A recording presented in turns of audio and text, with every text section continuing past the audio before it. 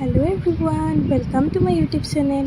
এই ক্লিপবোৰ হ'ল বহাগৰ 1 তাৰিখৰ আমাৰ মন্দিৰত সৰুকৈ এটা গাঁৱত অনুষ্ঠান হয় মন্দিৰ লোৱা বুলি, আৰু তাতে আমাৰ এই বহাগৰ 1 তাৰিখটো যথেষ্টখিনি ভাল লাগে। আৰু তাৰপিছতে আমাৰ ঘৰলৈ আহিল এটা বিহুৱা দল, যিহেতুকে বিহু চলি আছিল সেই সময়তে বহাগৰ 1 তাৰিখ, তাতে আৰু সকলোৱে আহিল আৰু এটা ধুনীয়া অনুষ্ঠান পাতিলে ইহঁতে, সৰু সৰু ল'ৰা ছোৱালীবোৰে, আৰু মোৰ ভাইটিও তাতে সহযোগ কৰিছিল।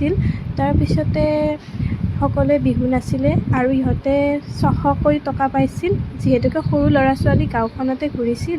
তাৰপিছতে ৰাতিলৈ আছিল নাম, আৰু আমি নাম চাবলৈ গ'লোঁ। নামত আমি 11টামানলৈকে থাকিলোঁ, মা মই সকলোৱে গৈছিলোঁ।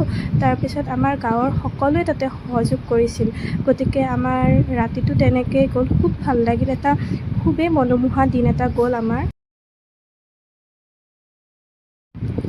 নামো খুবেই ভাল লাগিছিল। তাৰপিছতে পিছদিনাখনেই আছিল আমাৰ বিয়া, আৰু আমি বিয়াত তাতে ৰাতি গ'লোঁ আৰু ধুনীয়াকৈ বিয়া খালোঁ। সকলোৱে মাহঁত সকলোৱে মিলি ডেন্স কৰিলে, কইনায়ো ডেন্স কৰিলে, আৰু খুবেই ভাল লাগিল বিয়াখনতো আমাৰ।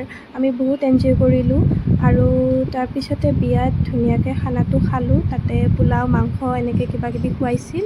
আৰু ৰাতিলৈ দৰা আহিল, আৰু দৰা অহাৰ সময়ততো ক'বই নালাগে, কিমান যে ভাল লাগিছিল। আৰু আমি কমচে কম 2টামানলৈকে তাতেই থাকিলোঁ। তাৰপিছত দৰা আহি পালেহি, আৰু দৰা আহি পোৱাৰ পিছত আমি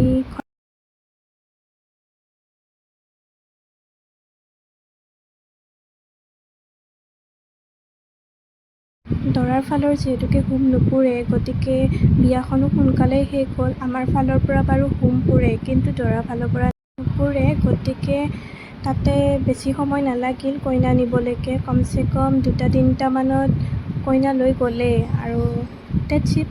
থেংক ইউ।